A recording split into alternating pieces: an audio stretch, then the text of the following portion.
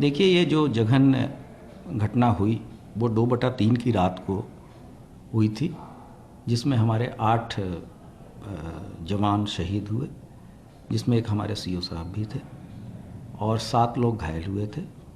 घायलों की स्थिति अब ठीक है, सब लोग खतरे से बाहर हैं और घटना इतनी गंभीर थी कि इसका तत्काल संज्ञान लिया गया। पुलिस महानिदेशक महोदय स्वयं और बाद में प्रदेश के मुखिया माननीय मुख्यमंत्री जी स्वयं मौके पर गए और उन्होंने सभी शहीदों के प्रति श्रद्धांजलि अर्पित की और शहीदों के परिवारजनों से भी मिले और प्रदेश में पहली बार हर एक मृतक को 1 करोड़ का मुआवजा दिया गया, असाधारण पेंशन की घोषणा की गई तथा प्रत्येक जो मृतक है उसके यहाँ मृतक आश्रित में नौकरी का भी आश्वासन दिया गया। ये जो हमारे बल को झटका लगा उस पे माननीय मुख्यमंत्री जी ने ये घोषणा की और लेकिन जो हमारे जवान शहीद हुए, अधिकारी शहीद हुए, उनके जब तक हम विकास दुबे और उनके साथियों को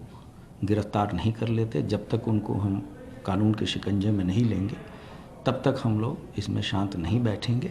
जहाँ तक इसके विवेचना का प्रश्न है तो तत्काल मुकदमा दर्ज करके 3 तारीख की सुबह ही मुठभेड़ हुई, उसमें 2 बदमाश मारे गए। उनके पास से पुलिस की लूटी हुई एक ग्लॉक पिस्टल तथा एक लाइसेंसी असलाह भी बरामद हुआ। उसके बाद से लगातार कार्रवाइयाँ चल रही हैं। हम लोगों ने जो विकास दुबे और उनके साथियों पे सर्वप्रथम जिला स्तर से इनाम की घोषणा की, फिर रेंज स्तर से घोषणा हुई, फिर जोन स्तर से हुई और 6 तारीख को पुलिस महानिदेशक स्तर से विकास दुबे पे 2.5 लाख रुपए की घोषणा की गई। जहाँ तक पुलिस कर्मचारियों पे भी हम लोगों ने कुछ कार्रवाइयाँ की, विशेषकर वहाँ के थानाध्यक्ष, कुछ चौकी इंचार्ज, जो कि वहाँ पर जिन्होंने कायरतापूर्ण कार्रवाई की और जिन्होंने पूरी तरीके से वहाँ मुचैटा नहीं लिया, उसके कारण उनको निलंबित भी किया गया है और पूरे थाने के स्टाफ को भी बदला गया है। और इसके अतिरिक्त जो नामजद अभियुक्त थे उनमें से एक व्यक्ति दयाशंकर अग्निहोत्री भी एक मुठभेड़ में गिरफ्तार हुआ और उसे गिरफ्तार किया गया है, उसके पाँव में चोट लगी है। और 3 ऐसे लोग जो कि 120 बी के मुलजिम हैं और जो घटना के समय मुख्य अपराधियों को सहायता कर रहे थे, उनको भी गिरफ्तार करके 6 तारीख को जेल भेजा गया है।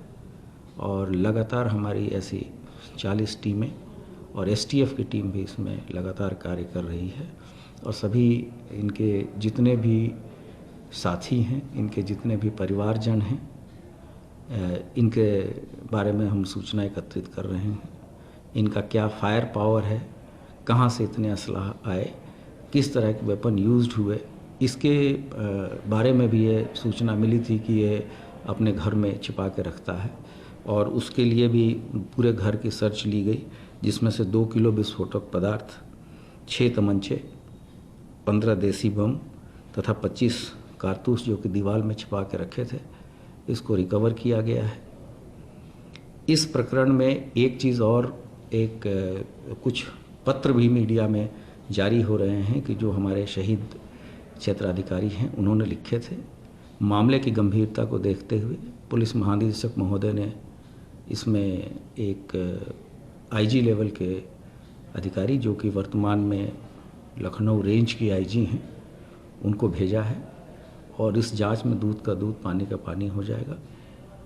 एक ऑडियो क्लिप भी जारी हुआ है, उस ऑडियो क्लिप में कोई ऐसा चीज़ ऑब्जेक्शनेबल नहीं है। तत्कालीन एसएसपी, थानाध्यक्ष और एक सीओ की वार्ता चल रही है, तो उसमें यही बताया गया है कि आप थानाध्यक्ष महोदय को कहा गया कि अपने सीओ के साथ मिलके इस चीज़ों को तय करें और फिर उनको बताएं। लेकिन ये भी, इसकी सत्यता के बारे में भी हम इसकी जांच करा रहे हैं। जो आईजी साहब गई हैं वो पूरी जांच करने के बाद से अपना रिपोर्ट देंगी और आवश्यक होगा तो वो कंप्यूटर जो सीओ साहब के यहाँ है उसकी भी हम लोग फॉरेंसिक जांच कराएंगे और इसके अतिरिक्त जो एसटीएफ और स्थानीय पुलिस लगातार समन्वय बना के कार्य कर रही है। उत्तर प्रदेश पुलिस का बहुत ही अच्छा इतिहास रहा है, चाहे वो हम डकैती उन्मूलन अभियान हो, चाहे वो नक्सलाइट्स हों, चाहे वो सिख टेररिज्म हो। हम लोगों ने हमेशा आगे बढ़ के हमारे लोगों ने, हमारे अधिकारियों ने कुर्बानियाँ भी दी हैं और हम लोगों ने इसका सफाया भी किया है। और पिछले इस गवर्नमेंट में पिछले 3 साल से लगातार अपराधियों और अपराध के विरुद्ध जो जीरो टॉलरेंस की नीति है उसके तहत कार्रवाई हो रही है। और जितने भी मुख्य अपराध हैं सब में अप्रत्याशित कमी आई है। जैसे डकैती में वर्ष 19 के अपेक्षा 2020 में अब तक 37.74% की कमी आई है। लूट में 44.17% कमी आई है। हत्या में 7.91% की कमी आई है। उसी तरीके से दहेज हत्या में भी 6.34% की कमी आई है। जो महिला संबंधी अपराध हैं इसके प्रति भी पुलिस विभाग पूरी तरीके से सजग है। महिला संबंधी अपराधों में भी बलात्कार के केसों में 25.41% की कमी आई है। शील भंग के जो केसेस हैं उसमें भी 14.72% की कमी आई है। अपहरण के केसेस में 36.54 की कमी आई है। अभी आपने देखा होगा कि कोरोना पीरियड में भी कोरोना वॉरियर्स के रूप में हमारे पुलिस के जवानों ने